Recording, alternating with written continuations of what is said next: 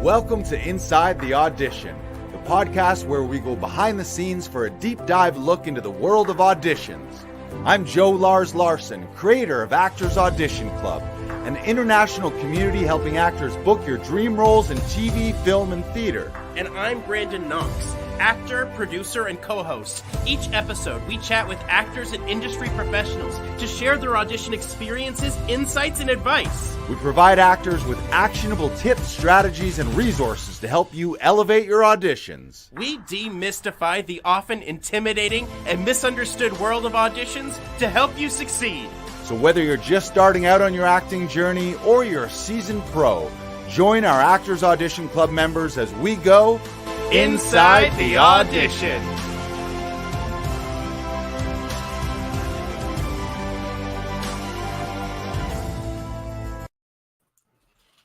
Look who it is, Brandon Knox. I recognize you.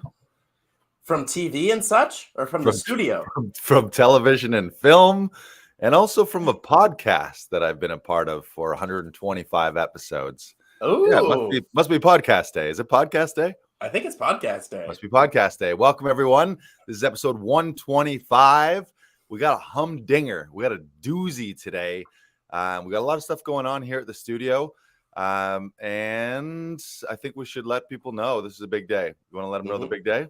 I think you should, Lars. Let them know. This is a big day. Not only is your guest fantastic, which we're going to get to in a minute, but we have opened the doors. Early bird enrollment to Actors Audition Club 2023 is now open, which means you can join our community, our group of actors helping other actors rehearse and record and shoot professional auditions without stress, without bugging family, without having to worry about tech troubles, so that you can elevate your performance and book more roles in TV, film, and theater, and ultimately book your dream role. And to get started today as an early bird member, go to laughingvikings.com/AAC.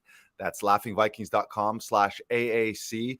And a little early birdie told me that there's an early birdie bonus of a free audition session when you enroll before midnight tonight. So go to laughingvikings.com/AAC, and that bonus is going to get you a free audition session where you can connect with one of our session directors, either virtually over Zoom, or if you're in Toronto, in our Toronto studio, and we'll help you rehearse and record and shoot, and ultimately submit a professional tape that you, your agent, and casting is going to love. So you can go to laughingvikings.com/AAC to do that. We've got the doors open all week long until Saturday at midnight, Saturday, February 4th. But today's the day where you can get that early bird bonus where you get a free audition session. And we'll take a second, Brandon. Let's just pull up that website, and we'll just give a quick recap of what enrolling means. Oh, there it is right there. Yeah, you can make a big screen if you're able to. There you go. All right. So when you enroll, if you're looking to up-level your auditions and elevate your auditions, if you're a person who's having any struggle and frustrations, basically if your audition process is not super fun and you don't love auditions, then this is the place to be. So you get access to our monthly live audition workshops and meetups, where we connect with people around the world to talk with you about your audition struggles and obstacles and challenges. You can hop on Q&As with us, where we share resources and share tools and tricks and tips to help support each other. Also online, we're adding videos every week to our Audition Hero Academy video series, where we take clips from this podcast, clips from workshops, and we're building a big, giant online archive of videos. And one of my favorite things, is the private members community. We've got members all across the world. So you're going to meet one of our international members today on the podcast. So that private members community is a spot where you can share victories, you can share struggles, you can share resources, tips, tools, everything that you need, just so that you have, I find, and I'm sure many actors watching and listening can find that this can be a real lone wolf career if you don't build a community. Obviously, when you're in a show or when you're in a play, you have your castmates. But in between all that, you can feel like you're in this alone. And that's not a great feeling. So to help you build that community, we've got that here at Actors Audition Club. And All of our members are able to book self-tape audition sessions with our professional trained session directors. You can book those 7 days a week, and the membership rates are a little more than 30% off. You can do that virtually or in studio, so that anytime you need help with an audition, we all know that bugging family members and friends, or if every time you get an audition, you have to wonder when you're going to do it, where you're going to do it, who you're going to bug to help you, that can be very frustrating. And it can also be very anxiety riddled to be wondering how you're going to get it done every time. So basically you have your on-demand audition concierge here, where one of our audition session directors will hop on a Zoom with you pretty much 7 days a week, usually 8 a.m. to 11 p.m. Although some of our session directors they're willing to meet you at 3 a.m. in the morning for a last minute one via Zoom. So in order to get enrolled, again, today is the early bird enrollment, open till midnight tonight. You can scroll down to the bonuses too there, Brandon, if you like. If you enroll today before midnight, you're going to get a free audition session with your enrollment. Brandon's going to show some of the bonuses here. There you're at. Can we slide that just a little this way so we see those words? There you go. So get enrolled today before midnight. You're going to get that free audition session so that you can get started the right way, so that literally your next audition request that you get from your agent, you can connect with one of us and we'll help you make that audition a stronger audition, a stronger performance. We also, if you want to scroll down here, we put together a home studio buyer's guide. Some of you, if you haven't quite set up your own home professional studio, which we advise every actor has one these days, if you need a little help with that, we put together some product recommendations, some things that we use here in our studio, backdrops, laptop stands, some books, some resources that'll help you with your audition. So if you're like, I don't even know about auditions, I don't have a home studio, I don't know how to do this, we can help you with that. We're also putting together an online virtual masterclass to help you improve your relationship with a current agent, or if you're currently unrepresented and you're looking for some help and some strategies on how to approach an agent, or even if you're just wondering, like, what does an agent even need to know about me? What are the materials I need to put together? We're put together a little class to help people do that. And that's for people with agents or without agents. If you've got an agent right now and maybe you're thinking that you can improve that relationship, it's obviously a symbiotic thing. You want a real strong partnership. So we can talk about that on that masterclass as well. Bonus number 3 is we put together a nice little audition checklists.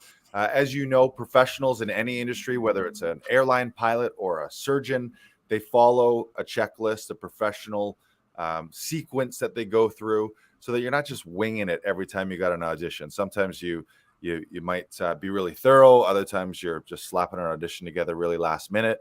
But ideally, if you want to be a professional, the second you get that audition from your agent, you just flip into pro mode and you go through this checklist to do everything you need to do to make it as strong and professional as possible. So we'll link you up with that document. And you hear us talk about it every week, but Tom Todoroff's classes, we'll send you a link where you can audit a free class. Their workshops are on Saturdays and on Mondays now. So you can audit a free class with Tom. It's really 3 classes in one. You get voice and speech class. You also get some text analysis, and you get scene study, monologue study, coaching with Tom himself for 3-4 hours. I guess the whole workshop's about 5 hours on a Saturday or on a Monday. So we'll hook you up with a free class there.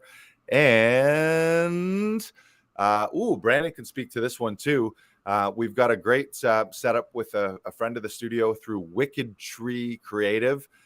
Adam Barnicki is a fantastic director and editor, and he's helped many of our members and clients put together demo reels, including myself, including Brandon. And he's got a package where he'll give you $150 off his standard rates for his demo reel, and he'll help you put together a nice tight demo reel with all of your current footage. And the cool thing that he does, which I don't know that a lot of other people do, is anytime within a year of getting your demo reel done through Wicked Tree, if you get new footage, he'll just swap that in, and he can make little snippets and edits for you as you get it. A lot of times people wait to do their demo reels because they're like, oh, I just did this really cool show. I'm going to wait till it comes out and then I'm going to add that to my demo reel. And in the meantime, those 6 months pass where you don't have a demo reel to show casting directors or future agents or production people. So that's the cool thing. You can get started right now with Actors Audition Club. You get $150 off the demo reel package and then add them anytime in that year. When you book something new, send them the new footage, and he'll just take out your old crappy footage and swap in the new gold that you got. Okay. You know what I mean? It's probably not crappy footage, but as you do more things, you take your old footage out and you replace it. We should also mention too, when you do get enrolled, we've got a 30-day money back guarantee. So you get enrolled and you come to our community and start running sessions with us, and you realize that this isn't all it's cracked up to be. Maybe you're like, I do not like this Lars guy, this branding guy, not for me. You can just let us know. And so there's no risk to do it. You can hop on board. We've got that 30-day money back guarantee. If you don't think that this is fantastic, then we don't want to be working with you. It doesn't make sense. So, so you can, and if you also, I should just mention too, if you have any questions as well, you can go to laughingvikings.com/AAC and you get all the details on the membership. But if you've got any questions where you want to hop on a call with us and have a conversation, just make sure this is the right fit. If there's specific questions that you have, or you can email lol@laughingvikings.com and we'll be happy to answer those questions for you, or hop on a Zoom call and answer those questions. But today's the early bird enrollment. Get enrolled today. You're also going to get that early bird bonus of a free audition session so we can help you out with the next one. And more exciting than all of that, if you can believe there's anything more exciting than early bird bonus day, our guest today is fantastic. Are you ready for this guest? Oh, I'm very ready for this. I'm right. Very excited. Let's get into it. Now, I wanted to go through her entire IMDb and her resume, but that would have taken the entire episode. So I'm going to give you some of the highlights here. Our guest today, she's currently appearing as Jenny Salmon in 10% on Amazon. You can see her in The Kingsman on Disney+. You can see her as American socialite Peggy Blinky Douglas in The Crown, which is season 3, episodes 1 and 2 on Netflix. You can see her as Mrs. Jean Cabot in Rebecca on Netflix. Recently on stage, she's also appeared in the West End production in London of Bonnie and Clyde as Cumie Barrow, Governor Ferguson, and Eleanor. And recently she was in Eureka Day at the Old Vic. She was the understudy for the lead for Helen Hunt. And she also might have played another role in that too. I'm not sure, but we're going to talk more about that. We love her. She's a classmate of ours in Tom Todoroff's class. She's also our first international member of Actors Audition Club. She enrolled, I think it's been about a year now. She enrolled. She's coming to us from across the pond in the UK. Everybody welcome Pippa Winslow. Woo! There she is. Welcome, welcome, welcome. Hi, thank you. Thanks so much for having me. Oh, it's our pleasure. We're pumped to talk to you today. What an amazing introduction. Loved it. Well, you're a powerhouse. Like I said, we could have gone through the whole resume here, but that would have been the whole show. We want to get to talking to you. Yeah, we love you, Pippa. We met first in class, and seeing your work in class, I was all like, Brandon could speak to this too. We're always impressed. We're like, wow, this woman is a powerhouse. Oh, so it's no doubt, it's no surprise to see all your success over your entire career and also recently here with these huge projects. I never thought I would say this, but when I first heard of The Crown, I'm like, The Crown to me is like Downton Abbey type shows. I always felt like they were like hoity-toity and that British thing. And then I watched it, and I've watched all of it, and I was hooked on it. I loved every minute of it. I loved the casting, the show itself, like the cinematography of it was just beautiful. Every shot is beautiful. So I might fangirl out a little bit that you're that you played in The Crown. So, but before we do that, our first segment here, we do like to do a little something called the 1 minute life story. Brandon is going to throw a stopwatch up on the screen there for you. Everyone's favorite part of the show, I can tell.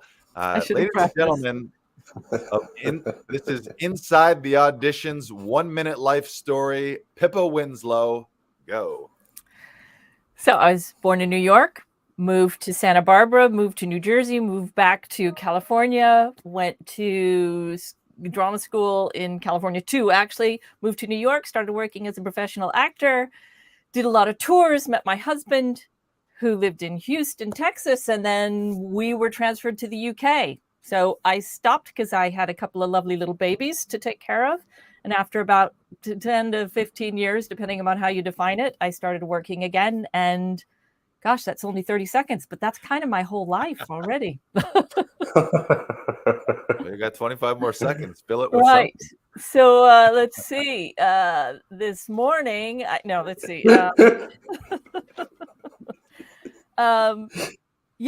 Just I've been back in the business for a little more than 10 years, and it was tricky trying to get started, but yeah, things are rolling now. So I'm very, very happy and enjoying my career and my life.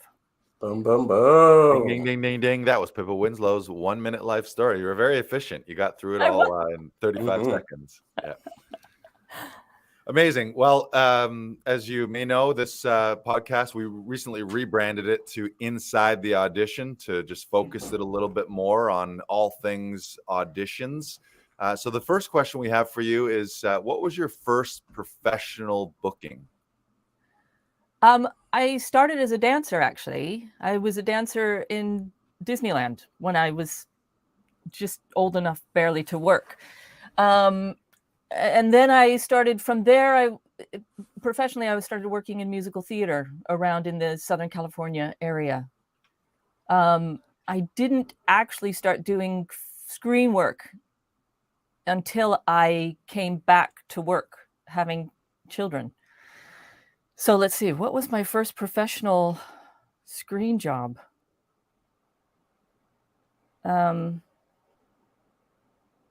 Actually, The Crown was one of my first. Yeah? Yeah. Tell us about that. Yeah, that was remarkable. I mean, I was already taking, I had done some short films and lots. I mean, they say this is the great way to get into the industry is you do student films and you do, films for friends and favors and stuff like that, just so you can get a reel together. And I was taking all kinds of classes. And yeah, how did they find me? Well, because it was very specifically, I needed to be American. And so being in a smaller community of Americans in the UK market, my name will come up. So it doesn't have to be, who you know and how many credits you have. I'm a very niche actress in the UK market. So yeah, I looked like the woman that I needed to play, which is important for The Crown. So that helped me out. And I met the casting director. It's Nina Gold's office, but Kate Bone is kind of in charge of The Crown, and she is she is so beautiful to be able to audition for. She's so giving and relaxed, and you come into the room and chats, and just everything is just to make you feel relaxed so you can do your best work. And we talked about who the character was. She's a historical figure, but the importance of the character, it was 3 weeks work, but it is a small role. But she is just to serve Princess Margaret, to establish Princess Margaret and where Princess Margaret was in this point in her life. So you have to serve the project as roles like this. And, Kate helped me through all that, and we kind of improvised a little bit. And yeah, it was just lovely. And then a couple weeks later, I didn't hear a thing, no recall, no callbacks, nothing like that. And then a couple weeks later, my agent said, yeah, you booked the gig. And it was amazing. It was 2 weeks in the London area. And then they took me to Spain for a week and got to stay in a nice hotel and got lovely food. And we went to see flamenco one night. And yeah, it was fantastic. And working with these people was amazing. You see these huge stars and you think, you think you're apart from them. But the very first day, the man that was playing my husband, Alan Gill, brilliant actor, we sat down waiting for our scene to be filmed. in our little area with Helena Bonham Carter. And right, after the hello, how are you? She said, so tell me what, after I said I have a husband, she goes, so tell me what attracted you to your husband. I was like, oh, okay, we're going right there. All right. So she just was really interested in having like a lovely conversation and getting to know each other. Because we hung out together kind of while this whole filming was going on. And Ben Daniels was gorgeous. And even one day, I didn't film any scenes with Olivia Colman and Tobias Mendes, but one day we were at the buffet for the lunch, and they were there. We introduced ourselves, and they said, "Oh, it's so lovely to meet you." So overall, it was definitely a highlight of my acting career. I mean, it's becoming a highlight of my acting career just talking to you about this right now. I love that. And I mean, if anyone who hasn't seen The Crown, I would highly recommend it. The acting chops, like the cast on that, if you just scroll through IMDb, it's like, oh my God, just titans of the industry, and tons of people with a ton of theater background in their history too, which is telling. I think that's where often the best actors come from. That's amazing. Anything else you want to share about your days on set? Oh gosh. Going back to just something you just said about the theater background, I think that is becoming embraced more readily, but because The Crown is made in the UK, the great thing about being an actor in London is you get to do everything. When I was working in the States, it was definitely a choice. My master's was at ACT up in San Francisco. And part of that was they took us on a showcase to New York and a showcase to LA. And even just by we did our showcase, I got an opportunity to meet some agents and casting directors. And you could tell just by the questions I was asked in LA, there's just such a different, or at least there was, this is 30 years ago now, but there was just such a different sequence of questions. What was important to people in LA and what was important to the agents and casting directors in New York helped me say, I want to move to New York. These are more my people. And I think in London, they're already there. Everyone respects theater.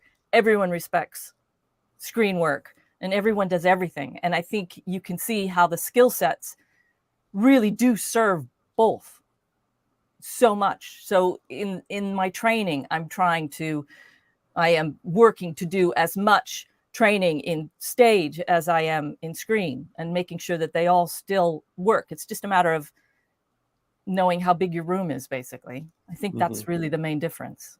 Yeah. Okay. Yeah. These days they say, how many TikTok followers do you have? That's a whole nother thing. Anyway. I would also just like to point out for all of our Totteroff viewers, listeners, that Pippa started to say the word trying, which is a swear word in our class.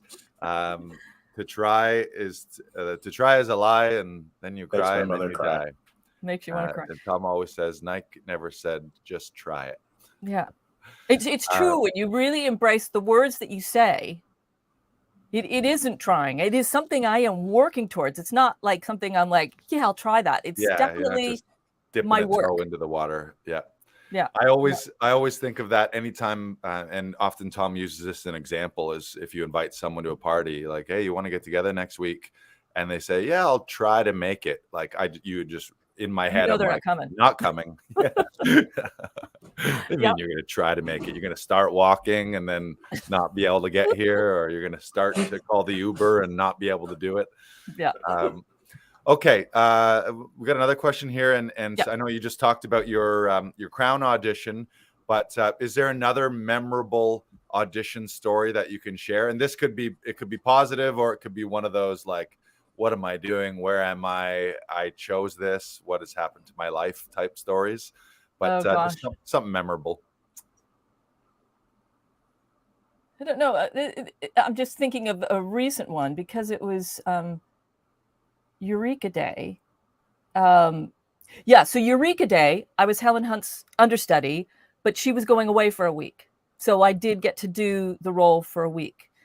So I think they were a little, they knew that they had to be careful. I've understudied a lot of people, but you're not guaranteed performances. So they still want to be sure that you're going to be able to cover the role. But when they know you have to be on the website as the person that will be playing the role for that week, they know that they want to, yeah. Anyway, yeah. So in the audition, they gave me 10, 11 pages of very much dialogue heavy stuff. But as a theater audition, for screen auditions, you learn it and you're cold on it. But for theater auditions, it's completely acceptable to be able to read it. But there was something about that material, even though I was reasonably cold on it the first time I did it, the material was so good. It got me caught up in it, even when I was just kind of reading it. You know what I'm saying? It's just still, there's a moment where she talks about her child that even just thinking about it now, it just gets me choked up. And it's just, it was just I really enjoyed the audition, and I felt very fortunate that they chose me for the role, because it was such a good role. Yeah. That sounds like in class, Tom will mention about let the part play you, or take the trip of the text. And when it's really good writing, it's just you can't help but be there and be in it and be that person under those circumstances. And I can appreciate that too. That's a different, to be an understudy knowing that your week is coming up. That's got to be quite the cool thing too, especially when you're telling family and friends, like, are you going to play? Are you not going to play? But to be able to say, yeah, this is the week, baby. This is me. Yeah. And another great thing, it was one of the first weeks. So they were still in rehearsals during the day. So I got to create with the main cast, which were amazing actors, people that Mark McKinley from Kids in the Hall, that's Canadian. I mean, I was a huge fan of that when I was a kid, not a kid. Yeah, but me too. Squeeze your head. So when he was playing one of the other roles, and so it's like, it's hard not to fangirl. Right. These people. Yeah. I crush you. I crush you. Squeeze your head. Squeeze your head. Yeah. So So the whole cast was amazing, and just so, I was just like another person in the cast. I wasn't like, of a lower status in any way. And one day we were just sitting in rehearsals, and they're like, yeah, oh gosh, yeah, well, at the Oscars when we did that, and then at the Emmys and the food, and then that guy, oh yeah, that guy, and they were all like sharing these like Emmy stories, and I'm like, It was very cool. That's awesome. Yeah. And again, so you may have touched on this a little bit with your Crown experience, but any other unforgettable on-set experiences? If you want to elaborate more on one of your Crown days or anything else that you shot. There's so many amazingly wonderful things about all of them. Kingsman, really, really tiny role, but it was working with Stanley Tucci and Ralph Fiennes, and they were both so gorgeous. And I just show up to do my little part. I'm Stanley Tucci's secretary, and so I'm just sitting there at my typewriter, and Rafe needed to ask a question, and so he said, well, when this lovely lady does like a lovely lady, he just called me a lovely lady. just so melted. Yeah, it was. They're like, where'd the actor go? There's just a puddle on her chair. She just melted. Yeah. And there is a bit where they didn't use it, but where he crosses into the room, and while he crosses, he's very close to me, and I look at him and I give him a stern look, because he just possibly murdered someone, and so it was so great. That's awesome. It's always nice to hear too. That whole thing, like never meet your heroes and stuff, but it's nice that your experiences have been they're real human beings, real people, not high and mighty or thinking that they're separate from other people, which is, I think these days much more common than the other. Like in a day of transparency and social media, being an asshole is like, that just gets out to the world much faster now. So it's cool that you've had positive experiences with everybody. Yeah, really positive experiences. Yeah. Yes. So, given that this is inside the audition, can you take us behind the scenes into your own audition process and just walk us from your agent sends you the email saying, here's the breakdown, here's the script, to the time that you lay it down in a self-tape or live in the room? Yeah, everything's self-tape first round now, isn't it? Yeah. The first thing I do is I take the script and I retype it in my own format, because I have a certain format that I like to see it in.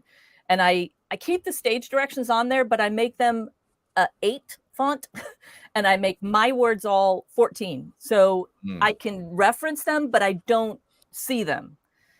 And then if I have a day or two to look at this, then I will put it away and then I will look at it right before I go to sleep so that I can dream about it.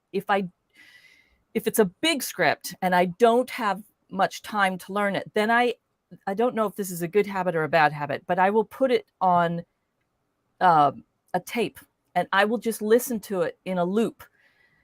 And it just kind of like, I'm generally a visual learner, but I think there is part of me that also is an oral learner as well. And so just having that, and I'm not really learning it, but then when I turn the tape off and I go back, there's something about, I'm able to connect to the words. I'm able to make sense of them quicker, it seems.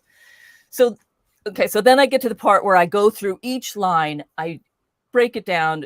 This is Tom's technique where you break it down. You say, what am I fighting for? Who am I talking to? What's my relationship to everything in this? And then you start looking for all the extras. Where's the humor? Where are the opposites? Where am I playing games and all this sort of thing? You guys know what I'm talking about, but and then where's the architecture of the scene? And I go through and I do all those tick boxes that I think Tom covers so beautifully. It just makes it so logical. And then let's just do this and this and this and this. And by the time I finish that, with the listening, with the learning, just looking at the lines before I go to sleep, and then with breaking it down, generally I've got it memorized. So then I bring it up and I did an amazing audition with Brandon, and that was so great being able to work that with you, Brandon, and that I absolutely love that. Mm-hmm. But generally, most of my auditions are for smaller roles that I can put together without having somebody read in with me, because what I do is and I've already told you this once and you just laugh at me, but I memorize both lines and then I say their lines in my head and then I do a voiceover add-on later, which is not everybody likes that, but generally I've done thousands of self-tapes, so I'm good at it now. So that's just something I do. So anyway, I tape the lines up under my camera, set everything up on my tripod. I've got my backdrop. I've got my soft boxes I've got here. Just click everything on, and then I go through it. Then I listen to it. I know some people hate to listen to their recordings, but I listen to it. I watch it. I circle the words I got wrong, and then I do it a couple more times. And then usually I send it off like that. I try not to do it too many times, because then or if I need to do it more, then I go away for a bit, let it rest, because otherwise it gets kind of, it gets frustrating, and then you're not able to do your best work. Uh-oh, we lost Brandon. I think he's coming back. He had a cough or sneeze. Was it something I said? No, never. I'm out of here. So yeah, that's generally my process. Yeah. Cool. I mentioned it earlier when talking about getting enrolled for Actors Audition Club, just the importance of following a checklist. But it sounds like from the time you get it to the time you tape it, you're pretty much into audition protocol and you're following a a certain process pretty much every time, so it's familiar to you, and you're not doing it different every single time. You got your system that works for you.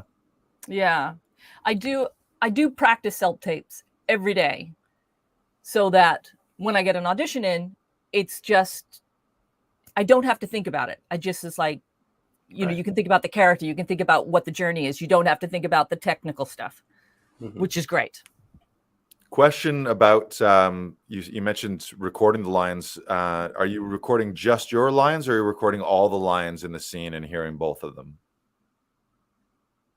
Oh, when I'm just learning, I record everybody's lines. Gotcha. So I listen to their lines and I listen to my lines.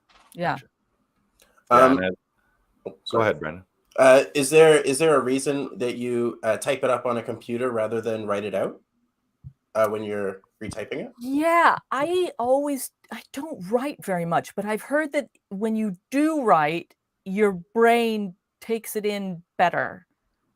So I mean, I think it sort of depends on the person, and I prefer writing it out just like handwritten, but like it's all sort of dependent on you, and I'm just curious as to why you prefer that. I'm just a really fast typer. Fair. When I take notes in Tom's class, I can almost type as fast as people talk, which is great. So yeah, I'm fast. So writing just takes too long. But having said that, writing the lines out would probably be better, because that gives more time to actually bring the words in. But yeah. Pippa, can you speak a little bit about, you mentioned stage directions, you make them smaller. Can you just explain, I think Brandon and I know why in being in classes with Tom, but can you talk a little bit about why you might set the stage directions aside a little bit as compared to the lines? There's a few reasons. First of all, some writers want to be sure that you understand what's going on. They'll say things like, says angrily. It's like they want to help, but things like that don't really help, because that might not be how I'm deciding to fight this fight. So that's one reason. The second reason is because this might be part of a script that is going to be done very differently in the studio or on location, whereas I'm in my little self-tape box and I need to ignore the fact that I'm supposed to be playing tennis. I might physically, go with the energy that I would need, or the breath control that I would have playing tennis, but I won't be playing tennis in my little self-tape box. So for that reason, I get rid of those. So anytime I make any choices, I want to make the choices based on what I'm saying and what I'm fighting for, and not what somebody else has told me needs to happen. But I keep them there. I don't just delete them altogether, because after I've worked with the text for a little while, then I'll go back and I'll read the stage directions and I'll say, did I miss any clues? Like yesterday, I had a class. There were a lot of stage directions. So I made them all tiny. I worked on the script, and then I went through and read for clues. And there were a couple little clues in there that then I was able to bring on to enhance my performance. But it was great that I had worked just with the text to start with. Yeah, that's brilliant. Often too, the other thing is if it's a theater script, often those stage directions are from the first performance, how they had things blocked, so it might not apply. Exactly. And then the other thing that I think it helps with is your just spontaneity and keeping it fresh. Like some actors will see that and they're like, oh, this is the spot where I have to raise my eyebrow, or this is where I have the deep exhale, or this is where I stand up and this is where I sit down. Yeah. And Tom mentions this as well, as if they're seeing 50 to 100 people for this, and the production team or casting already knows, they know the lines and they know the scene. So if they're getting ahead of you, okay, this is where she's going to stand up, and this is where she's going to cry, and this is where she's going to sit back down, then there's no real life spontaneity to that. So that it's actually a simple way that you can separate your auditions from other people's is by, I don't want to say ignoring stage directions, but not putting stage directions above you as the actor and as the character and above the story, where it's, well, it says I got to sit here, so I got to sit. It's like, well, okay, well, on the day when you shoot it, you might not sit. The worst one is cries. Right. It's just like, right. That, because if you read that and say, oh, cries, has to cry, you can get so frustrated trying to cry that you're never able to cry. So yeah, and in real life, no one ever is trying to cry. Exactly. Everyone's trying to not cry. fighting crying. Fighting crying. Yeah, that's brilliant. Yeah, it's funny though. A lot of people will feel like that is like the number one. Like I've known people, and maybe I've been there at some point in my career where I was like, oh, I'm failing this scene because I'm not getting to the point where I need to cry. I'm not doing what they want me to do here, which is definitely a trap in some scenes. 100%. Yeah. Yes. All right. What's next, Brandon? Pippa, let's look forward a little bit. Now we really like to put things out into the universe, and so our next question for you is, what is your dream project / role? Dream project. We're gonna manifest it right here. Yeah, I mean, because I'm working one step before that. My dream project is to be a lead on procedural drama as a head of CIA, head of FBI, nice, head of MI5, although trickier with an American accent. So what I am definitely working on right now is I'm doing a show. It's going to last right now. I am actually started rehearsals for a show that finishes on the 20th of May. And by then I want to have been in a series of auditions for a recurring supporting role in a series. And I am getting close to that. I have had a couple of really good auditions come through last year. So I know that is the next step, but I know I am able to get there. So I want to do that. And then so people trust me more and more and more and know that I can handle a show. Yeah. I could see that. Yeah, I could see that. Yeah, you could be an American transfer into the British CIA or whatever they have. Right. Quick question, Pippa. When you're in, you live in and around London, is that right?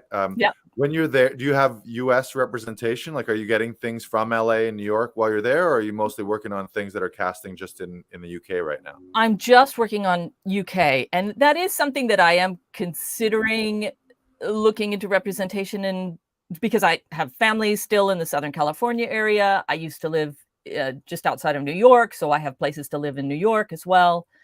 So I could have agents in all three, but I'm busy. So, I'm already working a lot here. Right. So it would be, would I be willing to just kind of head back to Southern California for 3 months? I'd be missing out on jobs here. So I don't know. My agent did go to LA in November or October. So he is reaching out and he has connections in LA. So things are connected. He could probably represent me for the things that people need me for. And the projects that are the exciting ones that I have been brought in for, they are US projects that are filming in the UK. So they'll cast me here. Right. There's no need to have somebody submit me for them in the US. So yeah. Cool. And there's so many British actors that do the American accent as well. Like it just seems plausible that like, oh, there's an American. All right, perfect. Exactly. And there is a trend. I don't know about where you guys are at, but in the UK, they are definitely looking for authenticity with accents. Right. Which is great for me. Yeah. Mm-hmm. Yeah. You mentioned a show that you're part of, or yes, it just started rehearsals, and they've just announced the cast, so I can say it again. So I can say it. So it's Bonnie and Clyde again. I did it last year. It was like the West End premiere of the show, but it was in a tiny, lovely theater, but a very small theater, in the smallest, I think, theater in the West End. And so we're transferring to a larger theater in the West End, the Garrick Theater, which is part of the NYMAX Theaters, which is a lovely theater, and we're thrilled. So we've just started, actually this week we're rehearsing for the cast album, which we record next week, and then we start rehearsals properly for the show, and we open on the 4th of March. So I'm very excited about that. Congrats. Yeah. And that's a musical? It's a musical.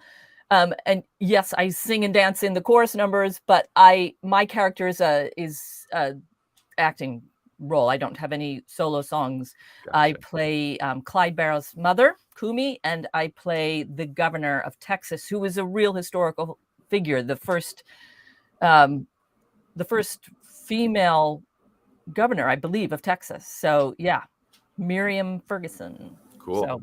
So really you're reprising your original roles, yeah? I am. There was one role that I played in the original last year named Eleanor, who was a woman in a beauty parlor, but they've expanded the cast now. So somebody else will be playing Eleanor, and I'll just get to concentrate on these other 2 roles, which were my favorites anyway. So amazing.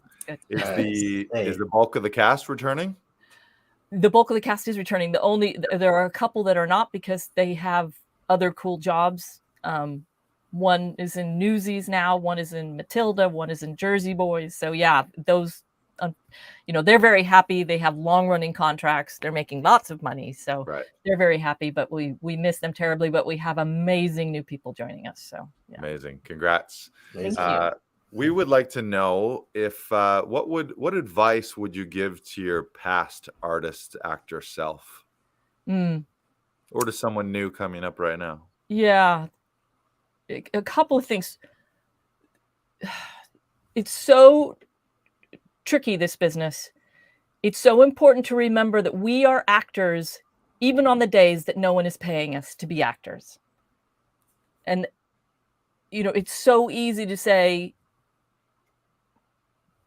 who am I if I'm not on stage or filming something? But the thing is, we are actors every day, and we work towards that every day. Another thing along those same lines is trust and patience. Keep working forwards and trust that I am moving forward, because I am, even though it doesn't seem like it every day. Things are moving forward, and it's a long haul. It's not a sprint. So have patience. So those are the main things that I remind myself of every day. Love that. Do you have those sayings up in your audition room? Yeah, I should do. Yeah, no, there's too much in my audition. The poster of the cat on a wire saying, "Hang in there." Hang in there. Exactly. That's it. 100%. Brandon, any other final questions? No. Thank you so much for joining us today, Pippa. Oh, it was an absolute pleasure. It's brilliant being able to chat. Thank you for sharing your expertise and your advice and your experience. You're inspiring to us. We love that. We love seeing you in class. We love that you're having some great successes right now. So thank you.